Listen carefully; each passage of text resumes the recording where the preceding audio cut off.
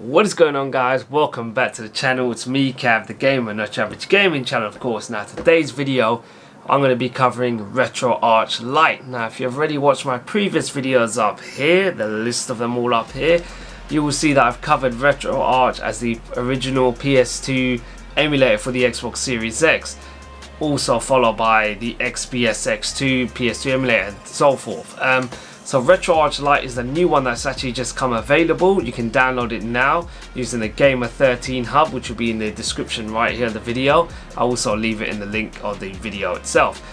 So RetroArch Lite, it's a new one. I've been testing it out to see exactly what's new in it, and to be honest, there's not much new added in there. The only benefit that I have for you guys to download it is if you're trying to use RetroArch and trying to load your PS2 emulation on there, and you can't access all the PCSX2 cores or their play cores, RetroArch Lite allows you to download cores a little bit easier. So if you are having troubles playing PS2 emulated games on the Xbox Series X using RetroArch, then I highly recommend download RetroArch Lite. Follow the steps in the video of downloading the additional cores.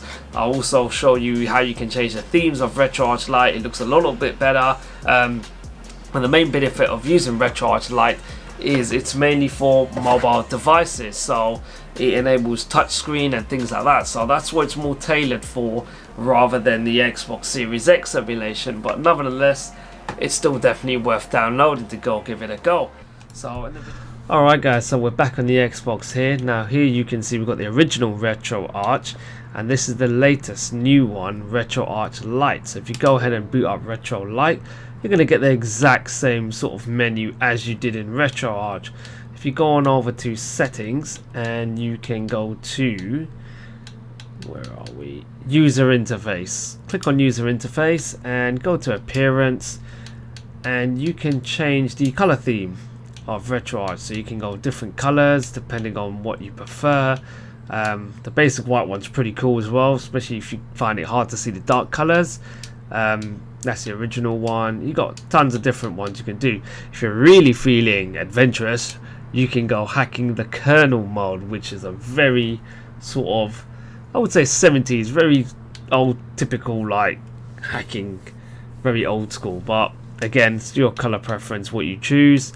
I'm gonna go ahead with the purple rain. Ooh, should I change that? Oh, do you know what? There is a lot on here, so you can have fun with this. Change it to how you like. Right, let's just stick with the Nord one, okay? We're gonna be here all day otherwise. Right, on here as well, if you go to thumbnails, you can change it to show box art, title screen, screenshot, or just turn it off completely. So I've left mine on the box art, so that's fine. You can also put in a second thumbnail if you want, maybe a screenshot if you want to. There are quite a few different options available for you here. Now, if you come out of here and we go into the display, I will show you where in video settings we can change the scaling. So we're going to just go into scaling, aspect ratio. Now I've set mine to 16.9. When you originally load it up, it will say core provided, so when you play the PS2 games, the image won't be full screen. So to change that, literally come in aspect ratio and just select 16.9, and that's fine. Right, coming out of this menu here, now go to synchronization, and you'll see an option here right at the bottom, enable G-Sync.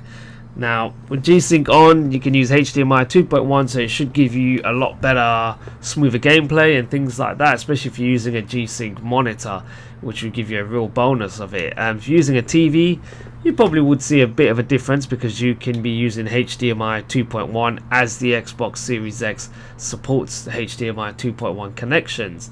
Now you can come out of this one here, can change your video drivers. I've left it on that D3D11. You don't need to change it or anything like that. The refresh rate, you can, oh, how do I get out of this menu? You can adjust the refresh rate if you want to. I probably wouldn't, because you can see here it's stuck on nearly just about 60. So yeah, you don't need to be touching those things if you don't really want to. Again, audio, you can change the audio, turn it off or whatever you want. Now the good thing with this is, so say you want to play a PS2 game and you don't have the PS2 emulation core and you can't find it. So what you do is go onto the online updater, go to core downloader, and scroll all the way down here, and you should see the PlayStation 2 cores available for you to download, as I know a lot of people have had issues with it. So if we scroll on down here, as you can see, we've got the PCSX2 rearmed, Sworn, PCSX2, which is one that we normally always use to load up the games.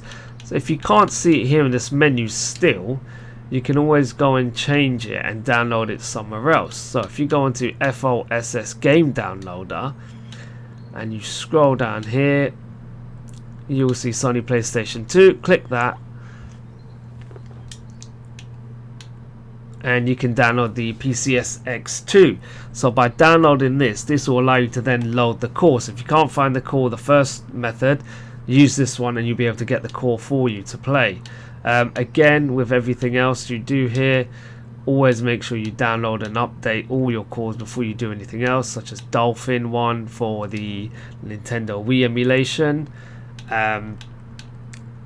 Always update your core info files before you try and load a game, because that could be the issue why it's not actually letting you play the games. So anyway, if you go on over to game download, I'll show you what happens when you do the PlayStation 2 one. Oh, where are we? Hit PlayStation 2, press that, and it will download and extract it. And then what you can do is you can go to core downloader, it will fetch the core list, and then the PCSX2 core should appear in this list here. That's if you don't have it there originally. If you have it there already, then you don't need to go and download it again. It's only if you don't have access to it.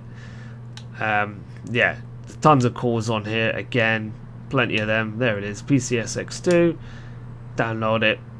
It's done. You can download the PlayStation Portable one if you want to. That's fine.